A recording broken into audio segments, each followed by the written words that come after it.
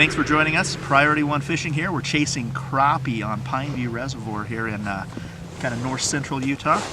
Right now we're shaking out a few of the perch before the crappie bite starts. Crappie are notorious coming in low light conditions, both early morning and late in the evening. And we're hoping to get a few of these perch before the sun goes down here. It's a beautiful area, perfect weather. It's about 20-25 degrees out here right now. What Gorgeous. do you think, Ian? Gorgeous. So we're out in a primary basin here off of a primary point, a prominent point on this lake. And kind of mid-season type of techniques for these fish. When you're targeting panfish in particular, whether it be bluegill, whether it be crappie, perch, these fish actually tend to migrate to these micro basins and these primary basins, and crappie will often suspend when they get in those areas too. Kind of little holding areas for them, I guess you could say. So we're going to see if we shake out a few of these fish. We're fishing a wide range of bait delivery systems here. We're going to go through a few of those as we get into the evening. Get the shack up here just a little bit, see if we can get a good night bite going on these crappie. So what do you think, Ian? See we go after them? Yeah, I think it's our first time here this year. We've been here, I think about every year for the last 4 or 5. We made at least a trip or two. And typically, yeah, we can find some perch, and then kind of transitions right in as the sun starts to go down. You see the perch start to really slow down, the bite slows down, and all of a sudden you see some elevated marks, and you can change over tactics slightly and elevate and start picking up crappie. And well into the evening hours you can typically do pretty well on crappie. Yeah. So we're hoping to find the same thing. Yeah, it's quite interesting how those perch and crappie kind of change positions as they go through the day. Perch have a very, very hard time seeing in the dark. They have very few rods in their eyes, which means they have a hard time seeing in the dark at all. In fact, tend to migrate to the bottoms of the deepest basins they can find as the light disappears through the ice cap. Crappie, on the other hand, very sight-oriented fish, and so presentations can be very critical to pick up these fish. And we'll see what we can shake out. We might try a few plastics. I definitely brought some live bait with us, so whatever it takes to get them, we'll see if we can shake out a few fish today. So stay tuned. We're going to come up here with a few more of these techniques a little bit later on and see if we can pick some fish. Stay with us.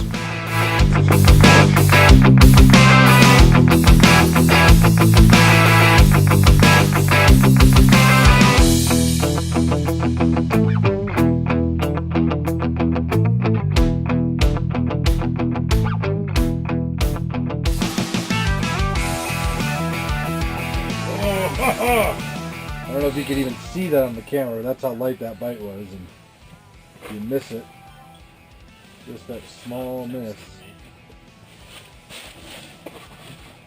You know, one of the things a lot of people get in a bad habit of is watching the graph for a hook set, and especially with these fish, you don't want to be doing that.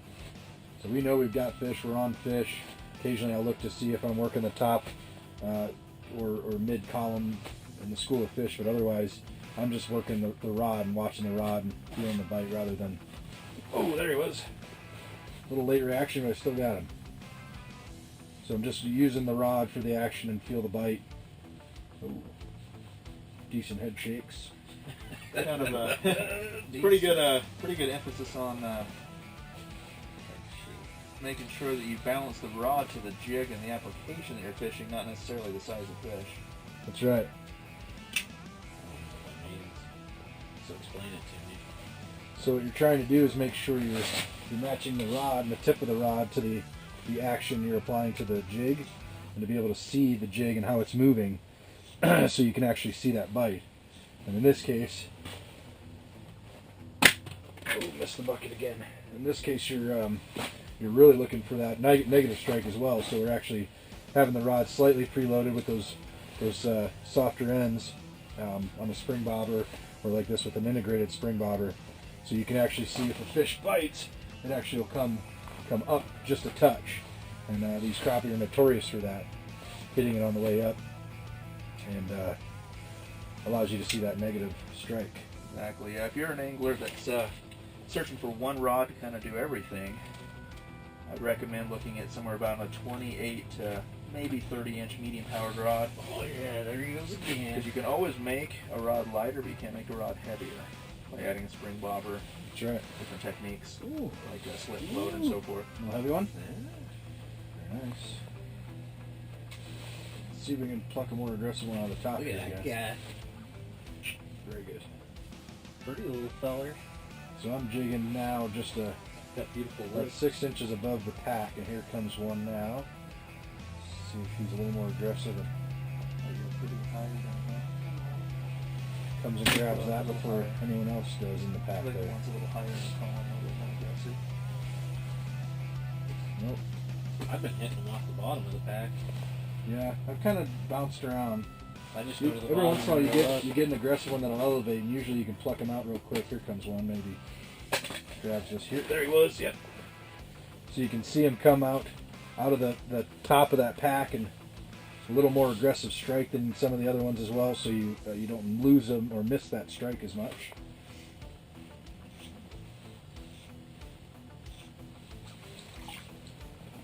Another nice little crappie. You can see the size of their mouths. They have no problem inhaling a bait of that size, but it is a very soft mouth, so Yeah. the soft tip on these rods with a spring bob or something like that helps, so you don't pull it right through their mouths. Yeah, we've mixed it up quite a bit. We've gone from vertical presentations for our bait delivery systems to horizontal presentations. I mean, crappie are a very apt species to eating minnows. And especially the bigger the crappie get, the more that they tune specifically on minnows.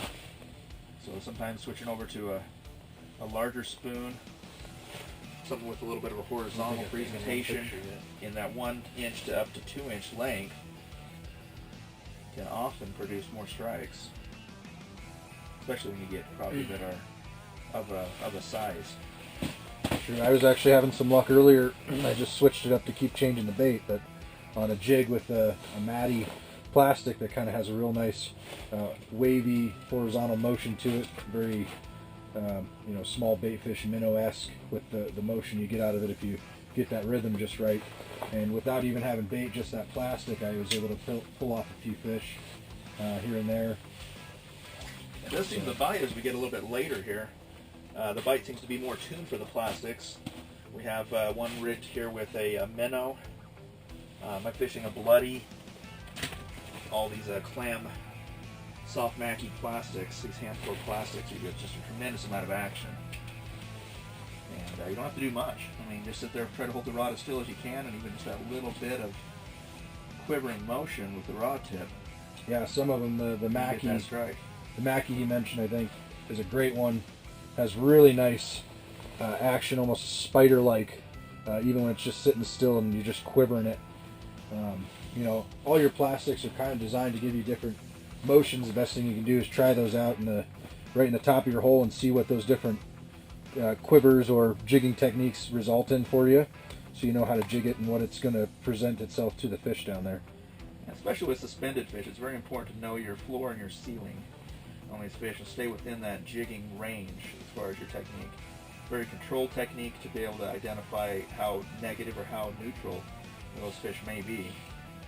Allows you to know which presentations you may want to change to as the fish become more aggressive or become more inactive.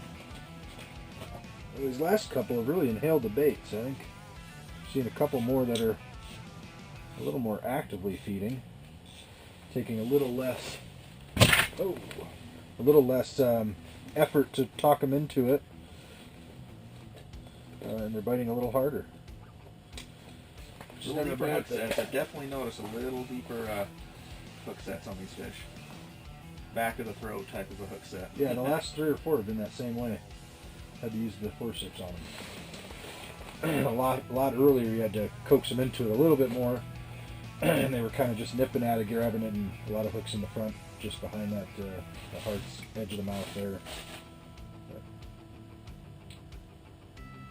We have a fair amount of anglers around us tonight, but we're hearing drilling, so it's usually an indication that they haven't found the fish They're yet. not quite on them, yeah. We moved around a fair bit before the witching hour, so to speak, to make sure we were kind of in the right spot before we put up the shack and all of the effort that entails. And it does have a tendency, I mean, from what I've seen, this is a bit deeper than what I typically target crappie at. And generally, we're looking for about 35-foot mark, and we're sitting in 50 feet of water right now. These fish are elevated, but they're still hugging the bottom, so... Which is, yeah, usually you see them a little more. I know in years past we've been really targeting a mid-water column and not so much on that bottom quarter or third.